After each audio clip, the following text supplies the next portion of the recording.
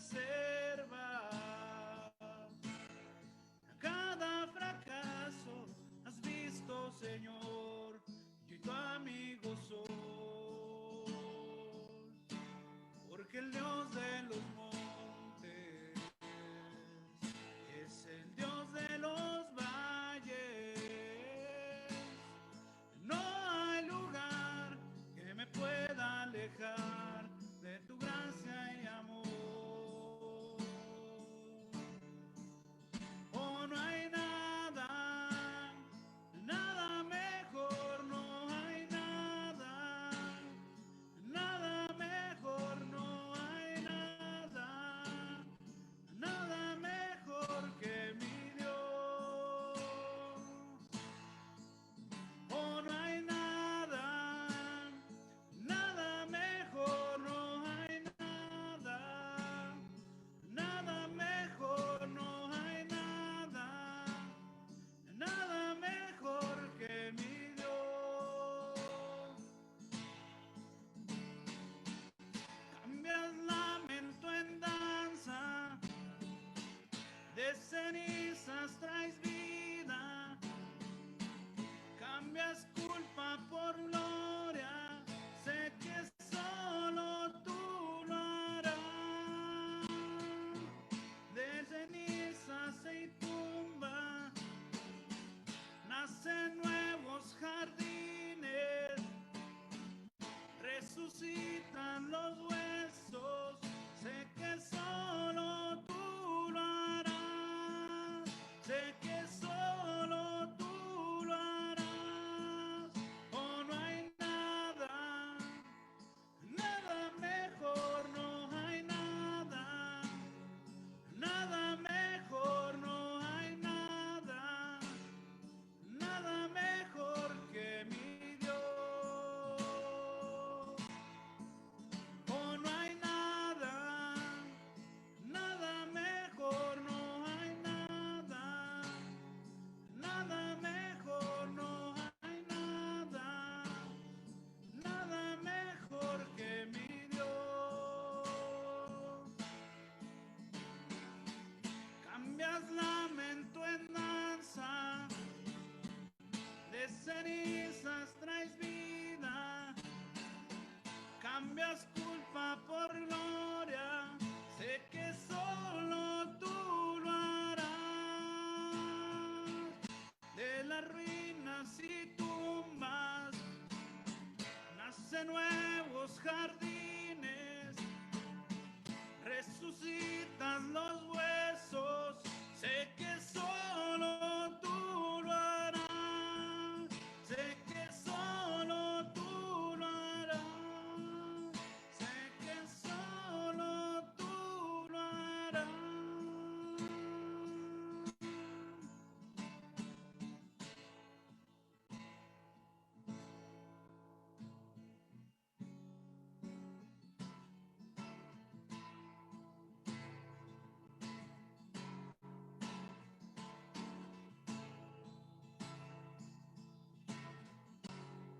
Viniste a la tierra,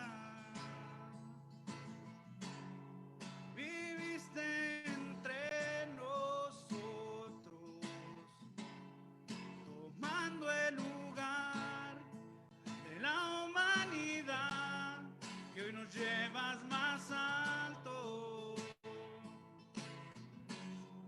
Viniste a entregar tu vida para salvarnos. La condenación, la cruz se llevó y hoy nos llevas más alto. Vamos de gloria en gloria en gloria. Jamás seré igual, jamás seré igual. Vamos de gloria en gloria en gloria. Gracia que cambió nuestro corazón. Tu amigo yo soy, me llevas hacia tu reino. sangre hoy, ya esclavo no soy, y hoy nos llevas más alto. Vamos de gloria en gloria en gloria. Jamás seré igual, jamás seré igual. Vamos de gloria en gloria en gloria. Gracia que cambió nuestro corazón. Jesús, queremos ver tu rostro resplandecer. Por siempre cantaremos santo, santo. Jesús, queremos ver tu gloria y majestad. Por siempre gritaremos santo, santo.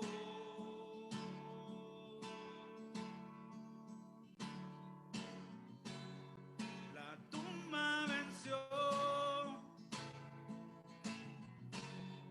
aún y la muerte pudo. Ganó el vencedor y el cielo llegó, y hoy nos llevas más alto, y hoy nos llevas más alto. Vamos de gloria en gloria en gloria. Jamás seré igual, jamás seré igual. Vamos de gloria en gloria en gloria. Gracia que cambió nuestro corazón, y vamos de gloria en gloria en gloria. Jamás seré igual, jamás seré igual. Nos llevas más alto, más alto, más alto. Gracia que cambió nuestro corazón.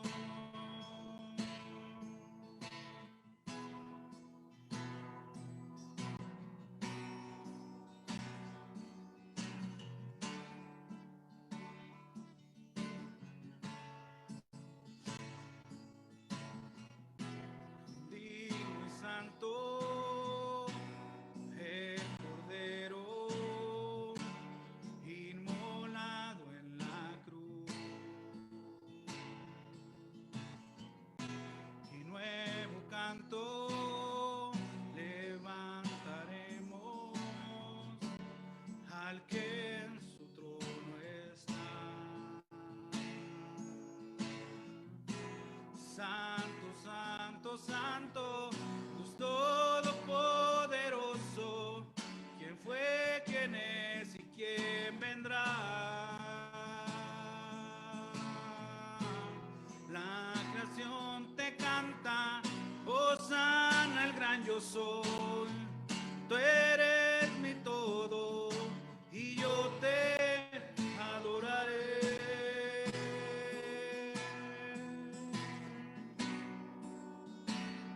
Te adoraré, Señor.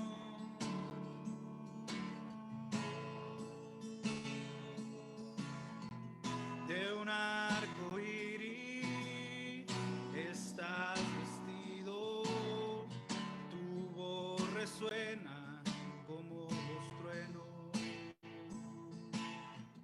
Recibe honor y gloria, poder y majestad, a ti el único Rey.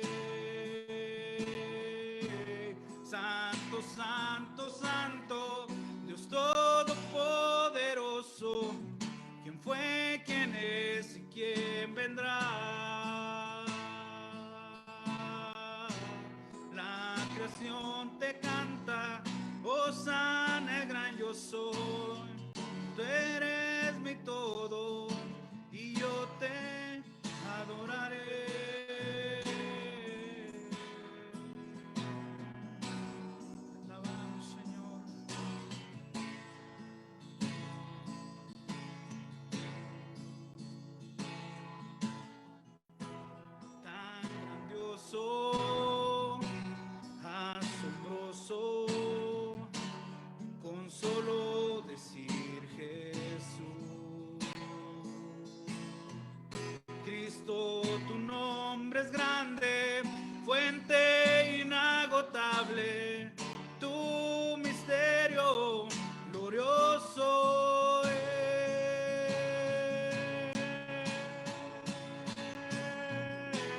Santo, santo, santo, Dios todopoderoso.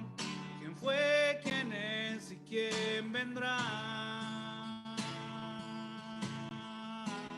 La creación te canta, Hosana el gran yo soy. Tú eres mi todo y yo te adoraré. Santo, santo, santo, Dios todopoderoso. ¿Quién fue, quién es y quién vendrá? En la creación te canta, Hosana el gran yo soy. Tú eres mi todo y yo te adoraré.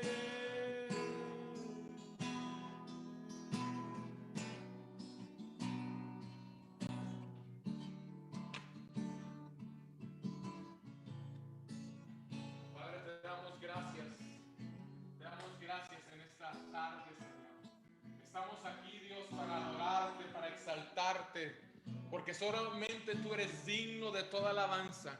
Solamente tú eres digno de toda adoración, Señor. Recibe alabanza, recibe adoración de lo más profundo de nuestro corazón, Señor. Solamente tú eres digno, Padre. Solamente tú eres digno. Amén. Familia, bienvenidos en esta tarde. Estamos muy contentos de estar aquí juntos una vez más, celebrando el Día del Señor, reuniéndonos para poder adorarlo y exaltarlo, porque Él es digno de toda alabanza, Él es digno de toda adoración, Él es digno de toda exaltación. ¿Por qué no nos preparamos? Hoy es un día especial, hoy estaremos celebrando la Santa Cena, así que vamos a prepararnos para lo que Dios tiene para nosotros en el día de hoy. ¿Estamos listos? Antes de comenzar, yo quiero hacer una oración. Quiero hacer una oración. Esta semana pasada, una familia que estuvimos orando por ellos, un pequeño niño perdió la vida y vamos a orar por la familia de Vladimir, que Dios pueda traer consuelo a sus corazones, ¿sí? Acompáñenme todos juntos conmigo, por favor. Padre, una vez más venimos delante de ti, Señor, en esta tarde, Dios, pidiéndote que tú traigas consuelo, Señor, al corazón de la familia de Vladimir, Señor. Sabemos que él está en tus brazos hoy en día, Señor, pero pedimos que su familia, su abuelita, todos ellos, Señor, que quedaron aquí con desconsuelo, con tristeza, con falta de esperanza, ellos puedan conocer al Dios de la esperanza, el Dios que nos levanta, nos restaura, nos da vida, Señor, y nos da una vida eterna, Padre. Bendecimos a esta familia, Señor, en el nombre de Jesucristo, Padre. Amén. Muy bien. Hoy tenemos un tema muy especial. Yo quiero hablar acerca de lo que es la Santa Cena. Generalmente cada primer domingo de mes celebramos la Santa Cena y muchas veces no tenemos la referencia correcta por qué celebramos la Santa Cena. Yo quiero que me acompañen al libro de Lucas capítulo 22. Vamos a estar leyendo Lucas capítulo 22. Puedes acercar un poquito más.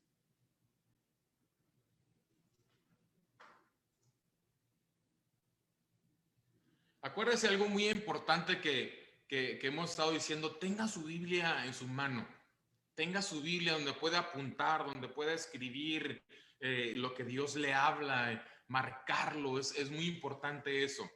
En Lucas 22, capítulo 22, verso 1, vamos a comenzar ahí. Dice: se acercaba la fiesta de los panes sin levadura, llamada la Pascua, y los principales sacerdotes y los escribas buscaban cómo dar muerte a Jesús, pues temían al pueblo. Entonces Satanás entró en Judas, llamado Iscariote, que pertenecía al número de los 12, y fue y discutió con los principales sacerdotes y con los oficiales sobre cómo se entregaría. Ellos se le alegraron y convinieron en darle dinero. Él aceptó y buscaba la oportunidad para entregarle sin hacer mucho escándalo. Llegó el día de la Pascua, de la fiesta de los panes sin levadura, en que debía sacrificarse el cordero de la Pascua. Entonces Jesús envió a Pedro y a Juan diciendo: id y preparad la Pascua para nosotros, para que la comamos. Ellos le dijeron: ¿dónde deseas que la preparemos? Y él respondió: he aquí, en la entrada de la ciudad os saldrá al encuentro un hombre que lleva un cántaro de agua. Seguidle a la casa donde entra y dirás al dueño de la casa: el maestro te dice, ¿dónde está la habitación el cual pueda comer la Pascua con mis discípulos? Entonces él os mostrará un gran aposento alto, dispuesto, preparada ahí. Entonces ellos fueron y encontraron todo tal como él les había dicho y prepararon la Pascua. Cuando llegó la hora, se sentó a la mesa y con él los apóstoles y les dijo: intensamente he deseado comer esta Pascua con vosotros antes de padecer, porque os digo que nunca más volveré a comer hasta que se cumpla en el reino de Dios. Y habiendo tomado una copa, después de haber dado gracias, dijo: tomad esto y repartidlo entre vosotros, porque os digo que de ahora en adelante no beberé del fruto de la vid hasta que venga el reino de Dios. Y habiendo tomado el pan, después de haber dado gracias, lo partió y le dio, diciendo: este es mi cuerpo que por vosotros es dado. Haced esto en memoria de mí. De la misma manera tomó la copa y después de haber cenado, diciendo: esta es la copa del nuevo pacto, es mi sangre que es derramada por vosotros. Este pasaje es muy interesante. En este pasaje encontramos dos hechos muy importantes: la última Pascua legítima y la institución de la Cena del Señor. Este es un momento muy importante en la historia de la redención. Es el momento en que nuestro Señor Jesucristo termina con el pacto antiguo que se encontraba en el Antiguo Testamento e inaugura el nuevo pacto en el Nuevo Testamento. Aquí tenemos la transición de la celebración de la Pascua, que simbolizaba la liberación del pueblo de Israel de la esclavitud de Egipto, que estuvieron por más de 400 años como esclavos, a la celebración de la Cena del Señor, que simboliza el sacrificio del Señor Jesucristo en la cruz y la liberación de la esclavitud y la condena del pecado para todo aquel que en él cree. Es un momento histórico, es un momento impresionante. Miren, tenemos que entender una cosa: la Pascua se celebraba en memoria de la liberación del pueblo de Dios de la esclavitud de Egipto. Dios libera, todos conocemos la historia, Dios libera al pueblo de Israel de Egipto a través de 10 plagas. Y la última plaga era la plaga donde el ángel de muerte iba a venir y iba a tomar la vida de todo primogénito, tanto de animales como de personas. Solamente aquellos que obedecieran el mandato de Dios de tomar un cordero sustituto, un primogénito, y lo sacrificaran y tomaran esa sangre y lo pusieran en los linteles, en los marcos de las puertas y de las ventanas, el ángel de muerte pasaría de largo y no tomaría la vida de los primogénitos de aquel hogar. Solamente los que obedecieran este mandamiento, el ángel de muerte pasaría. Por eso conocemos ese nombre de la Pascua. La palabra Pascua es la palabra pasaj, que está hablando acerca de pasar de largo. Por eso en inglés lo conocemos como el Passover. Pasaba de largo, no entraría porque la sangre marcaba ese lugar. El mensaje de la Pascua era que Dios libraría de juicio a través de la muerte de un sustituto por todos los sacrificios. Todos los sacrificios anunciaban a la muerte de la redención de Jesucristo. Todo anunciaba a este hecho. La sangre de un sustituto que iba a ser utilizado de un animal no tenía la capacidad de quitar el pecado, simplemente expiaba, era puesto sobre él, lo tapaba. Solamente la sangre de Jesucristo tenía todo el poder para calmar la ira de Dios en contra del pecado. Tenemos que entender algo. El libro de Romanos nos dice, Romanos capítulo 6 nos dice: porque la paga del pecado es muerte. Ahí en el libro de Hebreos encontramos que nos dice el Hebreos 9 y nos dice que sin derramamiento de sangre no hay perdón. Tenía que haber un derramamiento de sangre para ser librados de la paga del pecado, que era la muerte. Miren, tendremos que entender una cosa muy importante aquí. La muerte de nuestro Señor Jesucristo en la cruz no fue un accidente, no fue un error de cálculo.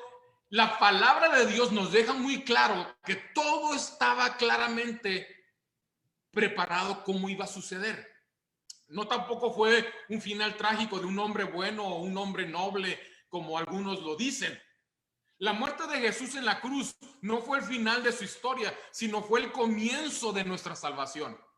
Su muerte en la cruz no fue ni siquiera el final de su vida, ya que fue la meta de su vida. Cuando Jesús murió en la cruz, no fue el triunfo de Satanás, sino fue el triunfo de su Padre, de Dios Padre. Cuando nuestro Señor Jesucristo murió y resucitó al tercer día, obtuvo la victoria sobre el pecado, sobre Satanás, sobre la muerte y sobre el infierno.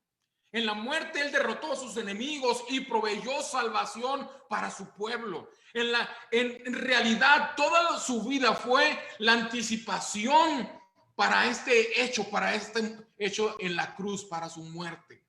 Jesús mismo nos lo dice en el libro de Marcos. Dice, porque ni aún el Hijo del Hombre vino para ser servido, sino para servir y para dar su vida en rescate por muchos. Él vino para morir. Él vino para morir en sustitución por cada uno de nosotros, que hemos sido aceptados como sus hijos a través de la obra de la cruz. Él vino para ofrecerse a sí mismo como sacrificio sobre el pecado. A través de su muerte se encuentra el único pago que Dios acepta para perdonar pecados. Toda la escritura apunta a la muerte de Jesucristo. Desde el Génesis hasta el Apocalipsis, constantemente encontramos la referencia de la cruz. Todo el sistema de sacrificios del Antiguo Testamento nos enseña que nunca ha habido un sacrificio final que fuera satisfactorio. Por eso se sacrificaban año tras año tras año. El libro de Hebreos nos dice que los sacrificios se hacían año tras año y solamente recordaban el pecado. Desde Adán y Eva encontramos cómo tuvo que haber un sacrificio de un sustituto animal inocente para cubrirlos con sus pieles y tapar su pecado. Juan el Bautista nos lo dice de una manera muy especial. En el Evangelio de Juan nos dice, he aquí el Cordero de Dios que quita el pecado del mundo. Jesucristo es el sacrificio que Dios proveyó, el único que quita el pecado del mundo, de todo el que en él cree. Dios deposita toda su ira sobre su Hijo y provee salvación para que todo aquel que deposita su confianza completamente en Jesús. Este es el tema central de las Escrituras. La muerte de Jesucristo. No fue un accidente. Es completamente ridículo que lo que muchos historiadores o críticos dicen, que Jesús sufrió una muerte inesperada. A través de todo el Antiguo Testamento, de la ley, de los profetas, todo apuntaba a él. Miren qué impresionante es esto. La Biblia, a través del Antiguo Testamento, de la ley y de los profetas, habla constantemente, profetiza. Hay más de 300 profecías que Jesucristo cumplió perfectamente, que nos indican que es el Mesías. Es impresionante saber el libro de Salmos, Isaías, Jeremías nos dicen que iba a morir sobre un madero, que iban a ser sus manos traspasadas, sus pies. Y saben una cosa, la crucifixión que fue utilizada por los romanos fue inventado por los persas 400 años antes de la muerte de Jesucristo. Pero las profecías de que iba a morir sobre la cruz vienen 800 años antes de la crucifixión. Tan ni siquiera se inventaba ese tipo de muerte sobre las personas. ni existía todavía cuando fue predijo que iba a morir sobre una cruz. Jesucristo todas las cosas cumplió correctamente porque estaban bajo el horario divino de Dios. Jesús planeó cada detalle, Dios planeó cada detalle de su sacrificio para que hiciera en el momento justo, a la hora determinada, en el horario divino, en armonía con la voluntad del Padre. Esta es una demostración obvia de su divinidad, de su origen divino. Cuando hablamos del sacrificio de Jesús, algunos piensan, ¿quién tuvo la culpa? Porque siempre queremos un culpable. Y muchos piensan, bueno, ¿quién tuvo la culpa? Algunos piensan que fueron los líderes religiosos judíos que tuvieron el control de los sucesos de la crucifixión. Otros piensan que realmente que todo el manejo, el complot y todos los hechos de la crucifixión estuvo a cargo de Satanás. Otros piensan que la culpa fue sobre Judas, quien le entregó por 30 monedas de plata, que por cierto era el precio de un esclavo. El miserable de Judas vendió a nuestro Señor Jesús por el precio de un esclavo, aunque fue profetizado muchos años antes. Otros determinan que la culpa fue de la multitud, la multitud que estaba entenebrecida, que al final comenzaron a gritarle a Pilato, crucifícale, crucifícale, crucifícale. Otros piensan que fueron los romanos, Pilatos y las autoridades romanas, los responsables de la muerte que Jesús, por eso lo crucificaron. Pero nos damos cuenta que a través de la ley y los profetas, todo el Antiguo Testamento, desde el huerto del Edén, nos habla acerca de la muerte de nuestro Señor Jesucristo. El hecho es que ninguno de los hombres le quitó la vida a nuestro Señor Jesús, sino que Él se dio a sí mismo en sacrificio, en perfecta sumisión a la voluntad de nuestro Padre Celestial. Dios escogió a su Hijo Jesucristo para ser el Cordero de Dios que sería sacrificado finalmente para pagar por todos los pecados de todos aquellos que en Él creen. Juan Bautista lo decía claramente en el momento que lo ve venir: he aquí el Cordero de Dios que quita el pecado del mundo. Jesús vino a este mundo con el propósito, y el único propósito era dar su vida por nosotros. Mira, te voy a hacer una referencia para que lo apuntes ahí en Juan capítulo 10, en el verso 15 al 20. No lo tengo, pero búsquenlo ahí. Dice, el versículo 15 dice: de igual manera que el Padre me conoce, yo conozco al Padre y doy mi vida por las ovejas. Dice en el versículo 17: por eso el Padre me ama, porque yo doy mi vida para tomarla de nuevo. Nadie me la quita, nadie me la puede quitar la vida, sino yo la entrego voluntariamente. Versículo 18 dice: sino que doy la vida por mi propia voluntad. Tengo autoridad para darla y tengo autoridad para tomarla de nuevo. Nadie le quitó la vida a Jesucristo. Él vino voluntariamente porque era la única manera que tú y yo pudiéramos ser perdonados. Él vino en sumisión a la autoridad del Padre. Jesús tenía el control total de cada detalle de su vida, aún en su muerte. Lo podemos ver en el momento de la crucifixión, que al final nos dice: consumado es, y entregó su espíritu. Cada detalle en ese momento estuvo en el control de Dios. En ese momento es como cuando el juez da el veredicto final: consumado es. Es el sello de validación, es el sello que dice: lo hice, lo logré, vine a esto y lo cumplí. Jesús tenía el control de todo. Aunque cada participante que estuvo envuelto en cada suceso de la crucifixión aparentemente tuvo un grado de libertad, todo fue movido a través del reloj divino. El Padre tenía el control de cada suceso, de cada mínimo detalle. Y hoy vamos a estar examinando eso a través de este pasaje que estuvimos leyendo.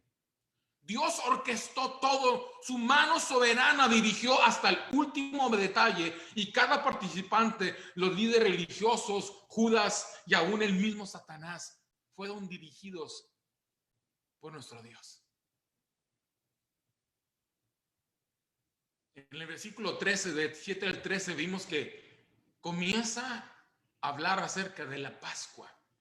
Ya dijimos que la Pascua lo que era la tradición, la ordenanza que Dios les había dado cuando salieron de Egipto. Se basaba en la liberación de la esclavitud del pueblo de Israel. Todo lo que sucedió en este tiempo, esta última semana del Señor, todo estaba marcado en el calendario divino. Antes del tiempo, este tiempo que acabamos de leer en Lucas 22, antes de este tiempo, habían querido aprender a Jesucristo.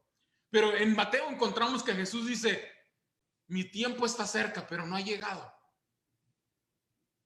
Jesús movió cada pieza porque tenía que cumplir con cada requerimiento. Y la instrucción de la cena del Señor no había sido dada. El momento del Getsemaní, esa oración levantada a Dios, no había sido hecha. No podía ser apresado hasta el momento que cumpliera con todo el plan que Dios había trazado, con todo el calendario que Dios tenía de Jesucristo sobre la tierra.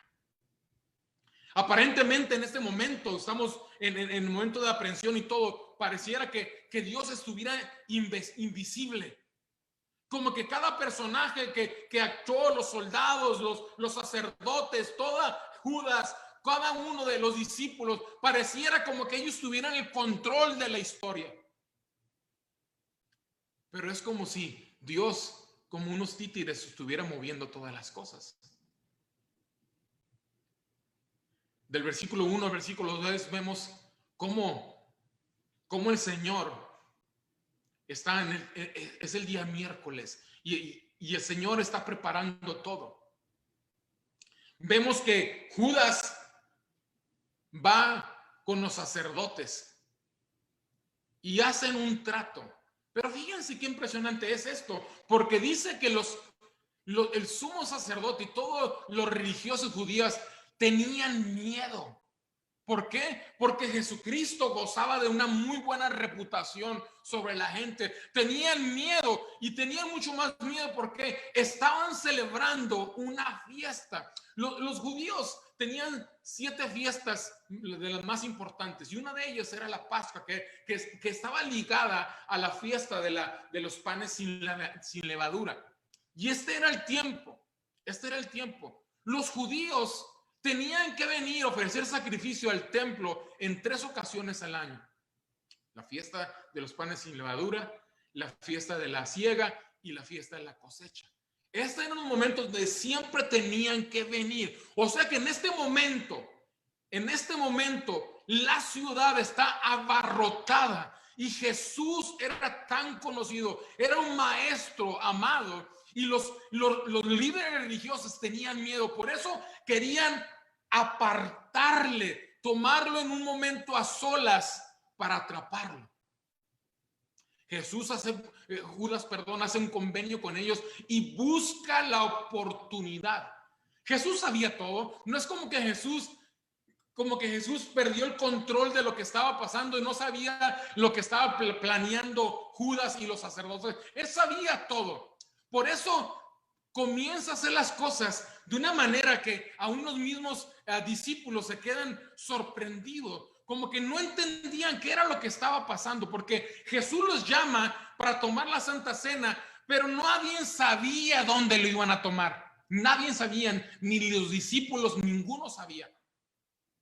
Manda a llamar a Pedro y a Juan y los manda. Fíjense qué impresionante es esto. Los manda a una tarea de preparar la Pascua. Tenemos que entenderla. Miren, ahorita voy a hablar acerca de lo que es la Pascua judía, pero tenemos que entender una cosa. La Pascua judía era muy elaborada.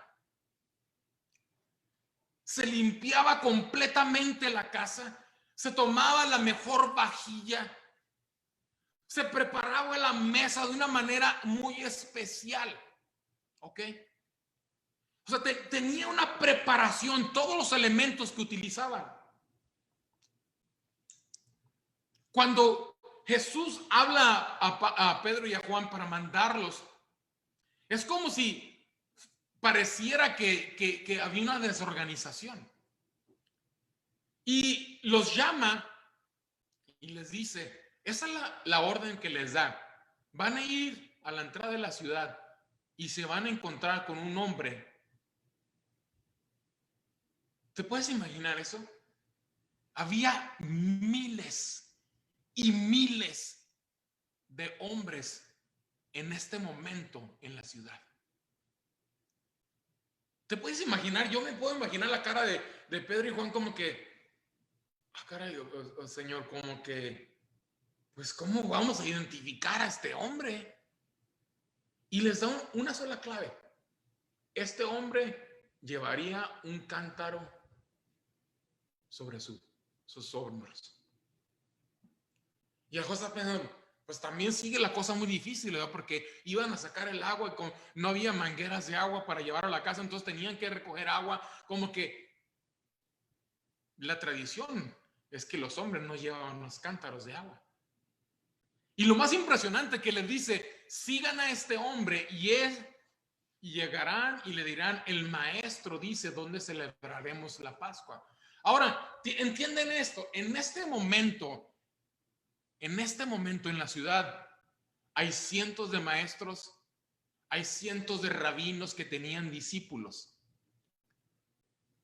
Pero lo que nos dice aquí es que este hombre sabía quién era Jesús.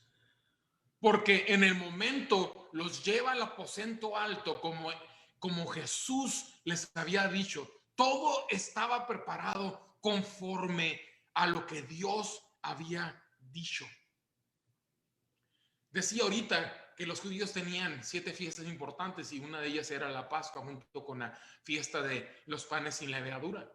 Los panes sin levadura se remontan al tiempo de la Pascua. Le conocían como el pan acimo o no leudado, o conocido mejor como el pan de la aflicción. Era un pan que no contenía levadura, que simplemente era harina con agua, que más que pan pareciera como una galleta, simplemente como una tortilla plana. No podía ser leudado. Y fíjense, toda la historia, no tengo el tiempo para entrar en esto, pero apunten Éxodo capítulo 12. En Éxodo capítulo 12, el verso 1 al verso 12, vas a encontrar la institución de la Pascua, cómo Dios le ordena a Moisés que hable con el pueblo y cómo tenían que hacer la Pascua. Aquí ya hablamos, tenían que sacrificar un cordero y la sangre tenía que ser rociada en los linteles, en los marcos de las puertas y de las ventanas para que el ángel de muerte pasara. El Passover, el pasar y no tomar la vida de ningún primogénito. Esa era la institución. Simplemente el cordero que representaba a Jesucristo. Pero todos sabemos, conocemos que la Pascua hoy los judíos la celebran de una manera muy tradicional. Miren, los judíos se manejan primeramente a través de lo que es la Torá, que hablamos que es la ley. La Torá que decimos ahorita allí en el libro de Éxodo daba la institución de la Pascua, pero ellos también tienen algo que conocen como el Talmud. El Talmud es, la Torá es la ley escrita de Dios. El Talmud es la ley oral, la cual ellos pasaban de generación en generaciones. Hasta años después comenzaron a escribir, hoy tenían el libro del Talmud, y que son las leyes orales que han sido pasadas de generación en generación. Y muchos de ellos son tradiciones que ellos fueron imponiendo en su cultura, pero que no fue escrita en la ley de Dios. ¿Ok? Tenemos que entender esto. Dentro de la institución de la Pascua, ellos hacían un ritualismo muy especial. Utilizaban 4 copas. Utilizaban 4 copas que estaban basados cuando Dios habla a Moisés en Éxodo capítulo 6 y le dice que él va a sacar al pueblo de Israel. En las 4 declaraciones que Dios habla acerca del pueblo de Israel, los traeré fuera, yo los rescataré de la esclavitud, yo los redimiré y yo los tomaré como un pueblo. A través de esas 4 declaraciones, los judíos comienzan a implementar 4 copas. La primera copa se conocía como la copa de la santificación o la bendición. La segunda copa era la copa de la ira, de la aflicción. La cuarta copa hablaba acerca de la cancelación o de la redención. Y la última copa, la copa de la alabanza o de la consumación. Déjenme les explico un poquito acerca de cómo era el ritualismo de los judíos al preparar la Pascua. Y vuelvo a decir, esto era una tradición que los judíos utilizaban, ¿ok? Toda esa tradición tenía simbolismos, muchos simbolismos muy buenos, pero no fue la ordenanza. No fue simplemente, sino habían tomado más poder su ritualismo que la única ordenanza que era la del Cordero. Miren, todo comenzaba para los judíos en una preparación. La casa era limpia, se utilizaban los mejores utensilios, si eran posible de plata o de oro. Se preparaba todo, se preparaba el vino, utilizaban una mezcla de vino y agua porque no querían ingerir tanto alcohol para no estar mal en esa noche, ¿verdad? Se ponían sus ropas porque todo simbolizaba a la salida de Egipto, cómo salió, Dios lo sacó apresuradamente. Y llegaban, tomaban una mesa, y no una mesa común como nosotros tenemos con sillas, eran unas mesas pequeñas, chaparras, donde ponían cojines, donde ellos se recostaban, se acostaban de esa manera, porque la cena no era una cena rápida que tomaban, sino una cena era larga, tomaba mucho tiempo, eran donde tomaban tiempo de agradecimiento, de oraciones, de tiempo de reflexión. Todo comenzaba con lo que le conocían como el Kadush, que era el momento donde se sentaban a la mesa y comenzaban una oración. Ahora, no era una oración de agradecimiento por la cena que iban a tomar, sino era una oración por la bendición que Dios había tenido sobre de ellos. Servían la primera copa, que era la copa de la bendición, y tenían un tiempo donde el padre de la familia comenzaba a hacer esta oración larga de bendición, de agradecimiento por todo lo que Dios había hecho. Después de esto tenían un lavamiento de manos que le llamaban urkatz. El lavamiento que no simplemente era el lavarse las manos para poder preparar la comida, para poder comer la comida, aunque que era una parte pero simbolizaba el ser lavados por la presencia de Dios, el ser purificados por la presencia de Dios. Todo tenía un ritualismo. Después del lavamiento comenzaban a hacer algo que llamaban los carpas, que era, tomaban un apio o un perejil que era sumergido en aguas saladas. Esto representaba la vida de ellos, que fue sumergida en las lágrimas de dolor, de aflicción a través de la esclavitud.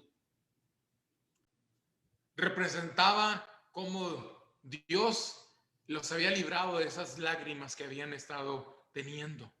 De ahí en esto tomaban lo que era el matzá, que era ese pan de aflicción. El matzá, que era un pan especial, decía que no era leudado, no tenía no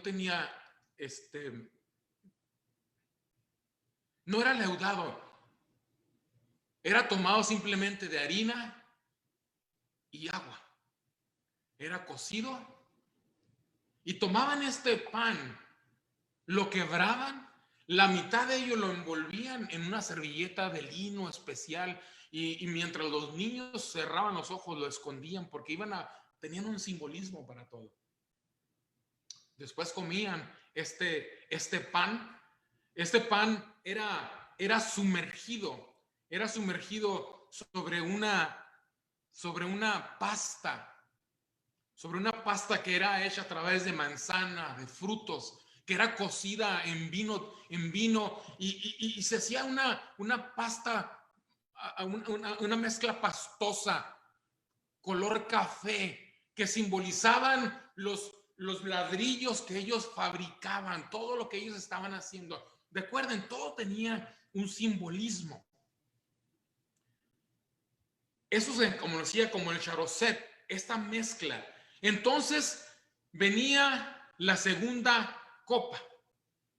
Y en esa segunda copa comenzaba, que era la copa de la aflicción, comenzaba a recordar y hablar acerca de las 10 plagas, y hablaban acerca de todo lo que había sucedido en Egipto, de su tiempo de esa esclavitud. Todo este tiempo comenzaban a hablar de todo lo que había pasado. Después venía un tiempo de nuevo del lavamiento de las manos.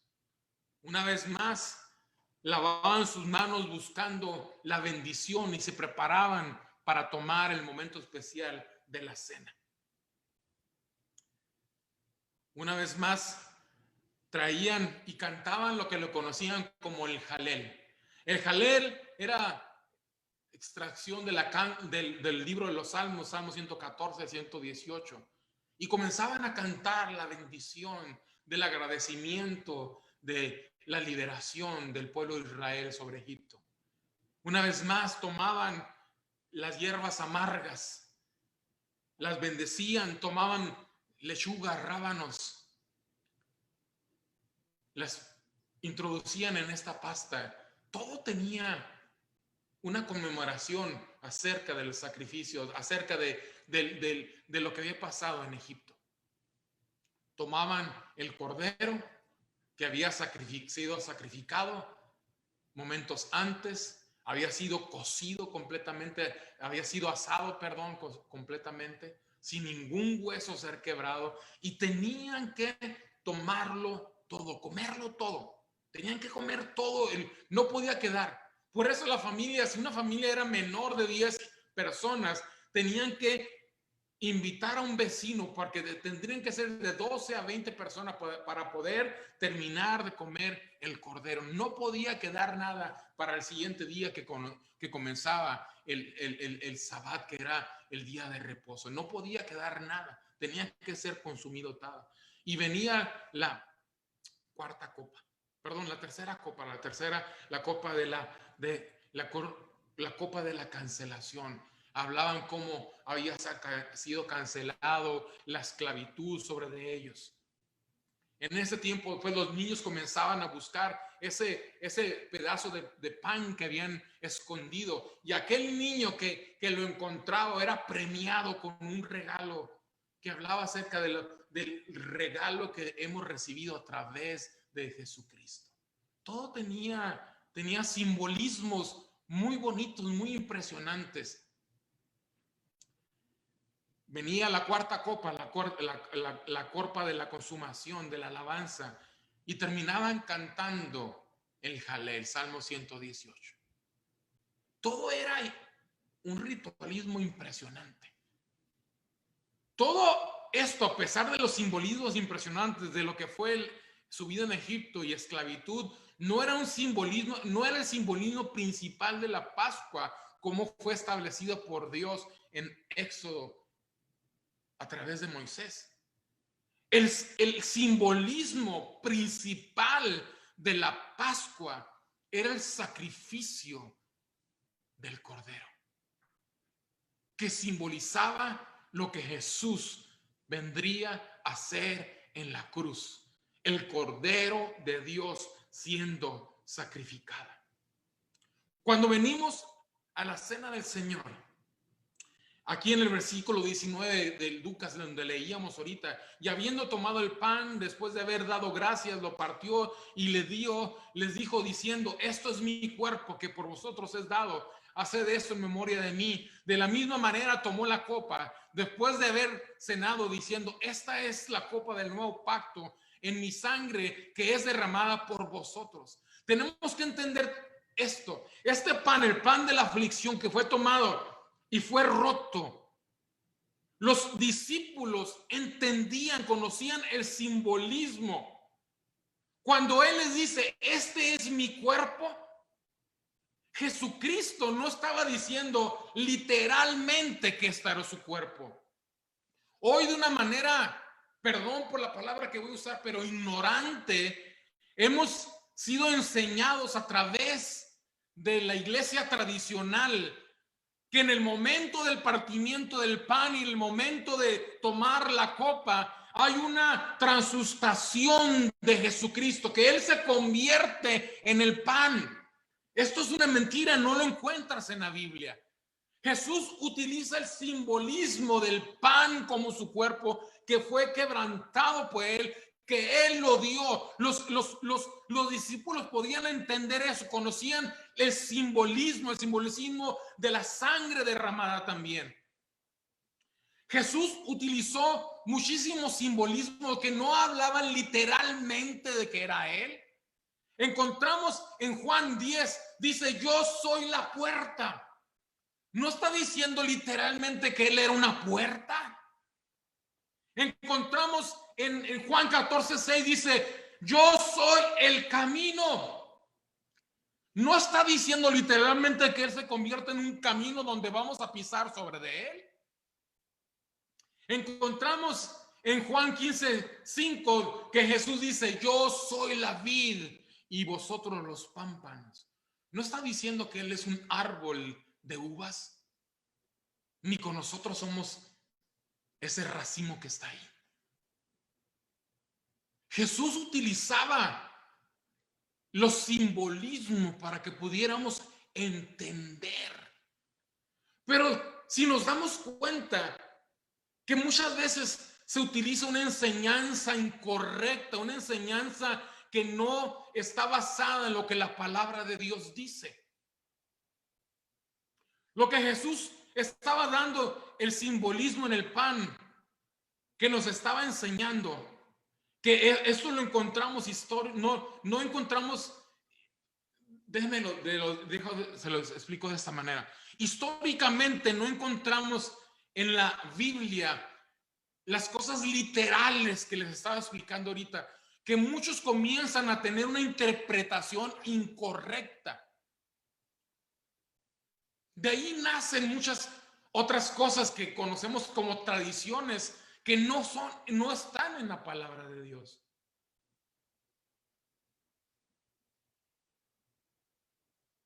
Jesús dijo, esto es mi cuerpo, simplemente para simbolizar que en el pan que estamos comiendo recordamos su muerte, su cuerpo que fue dado para morir en la cruz por ti y por mí. Mi cuerpo es dado por vosotros. Este es un concepto muy importante en toda la escritura.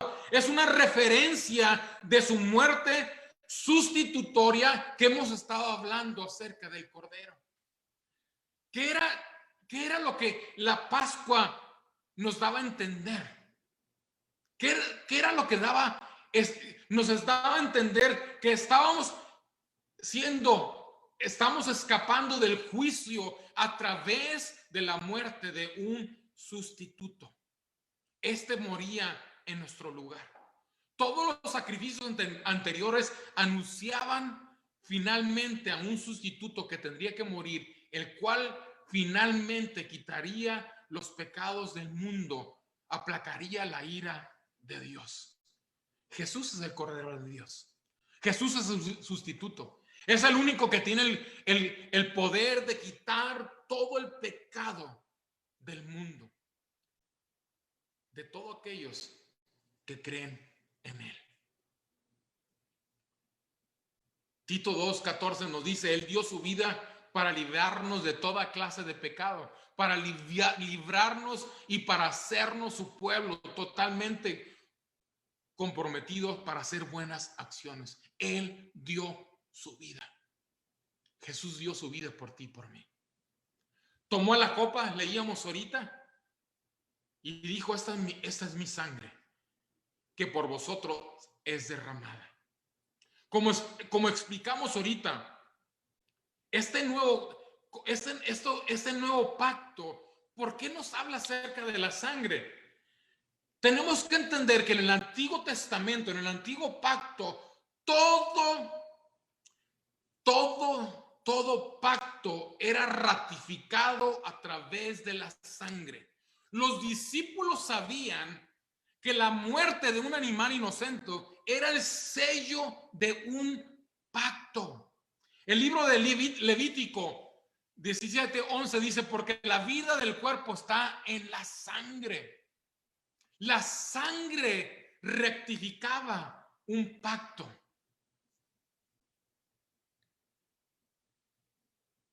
Dice Levítico 7:11, porque la vida del cuerpo está en la sangre. Les he dado la sangre sobre el altar con fin de purificarlos para hacerlos justos ante el Señor. Es la sangre dada a cambio de una vida la que hace posible la purificación. Los discípulos sabían que a través de la muerte y la sangre derramada había remisión de pecados. Esto nos lo dice Hebreos, lo leíamos ahorita, sin derramamiento de sangre no hay remisión de pecados. Lo que Jesús está diciendo en este sacrificio, que el sacrificio de Él es el sacrificio real, no es simplemente un simbolismo, es que su sangre fue derramada para limpiarnos de la culpa del pecado, de la muerte. Los sacrificios de los animales no podían hacer, solamente la sangre de Él vino a limpiarnos de todos los pecados, a nosotros y a los hombres que vinieron antes de Él, fueron limpiados de todo pecado a través de la sangre derramada de Jesús. Este es el sacrificio que no se puede terminar del nuevo pacto, que requiere de la sangre derramada. El pacto de salvación es el pacto de perdón de pecados, es el pacto donde Dios perdona a los pecadores y es rectificado con la muerte de Cristo. Dios perdonó a los pecadores de antes de Cristo y a los después de Cristo a través del hecho de su sangre derramada en la sangre de Jesucristo, nuestro Salvador. Quiero terminar con este verso. Dice 2 Corintios capítulo 5, verso 21. Ahí lo tenemos. Dice, al que no conoció pecado, por nosotros lo hizo pecado, para que nosotros fuésemos hechos justicia de Dios en él. ¿De quién está hablando? Jesucristo. El hombre perfecto, santo, que no conoció pecado, que por nosotros, dice, se hizo pecado. Dice otra versión, dice, pues Dios hizo que Cristo, quien nunca pecó, fuera la ofrenda por nuestros pecados, para que nosotros pudiéramos estar en una relación correcta con Dios por medio de Cristo. Jesucristo es la redención de nuestras vidas. A través de Él encontramos la redención de nuestros pecados. En esta tarde vamos a estar tomando la Santa Cena. Pero antes de terminar, antes de celebrar la Santa Cena, yo te quiero dar la oportunidad. Yo te quiero dar la oportunidad en esta tarde. Tal vez es la primera vez que estás escuchando un mensaje como este. Tal vez nunca siquiera has participado de la Santa Cena. Habías escuchado de la Pascua. Tenías tal vez una mala información de la Pascua. Hoy se celebra una Pascua incorrecta, conocida como Easter, celebrada a una diosa de la fertilidad que no tiene nada que ver con el sacrificio de nuestro Señor. Pero ahí donde tú estás, déjame te digo una cosa. Tal vez nunca te habías dado cuenta que hay una separación en tu vida entre tú y Dios.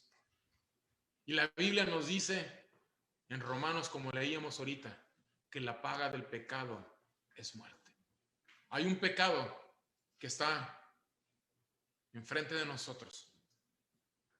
que la única manera que puede ser librado de ellos es a través de la sangre de Jesucristo. En esta tarde yo te quiero dar la oportunidad, ahí tú que me estás escuchando, de decirle: Señor Jesús,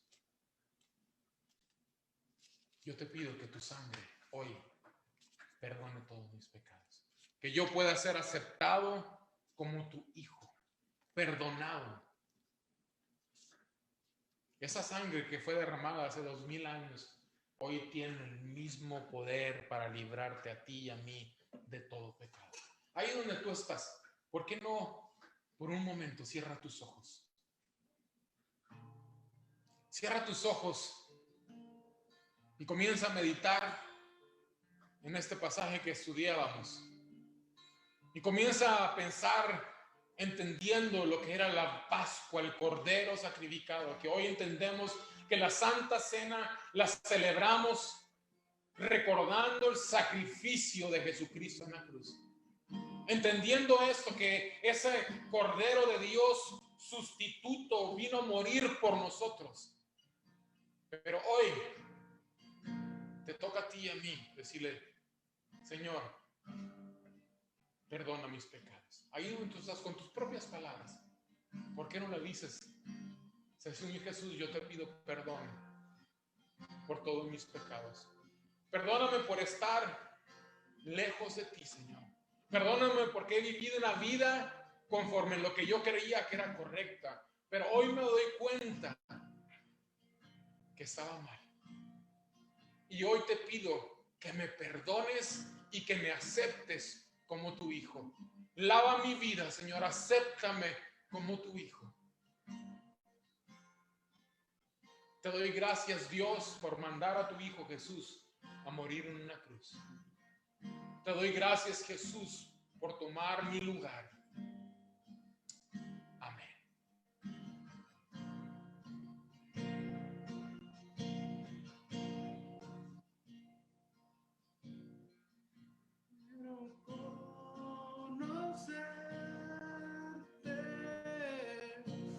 Cada día más a ti, entrar en tu presencia y adorar.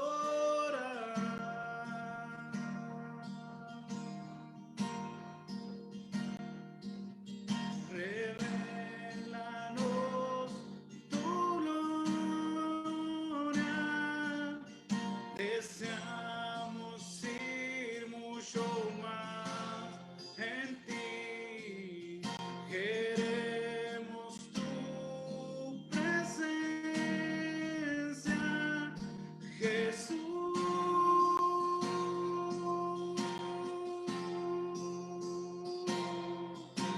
Y al que está sentado en el trono, al que vive para siempre y siempre, sea la gloria, sea la honra y el poder, sea la gloria, sea la honra y el poder.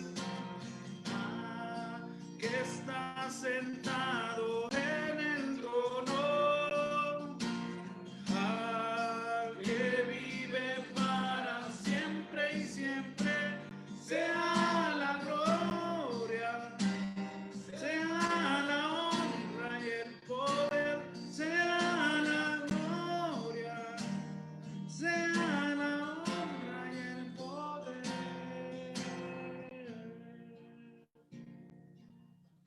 Familia, vamos a prepararnos para tomar en esta tarde la Santa Cena.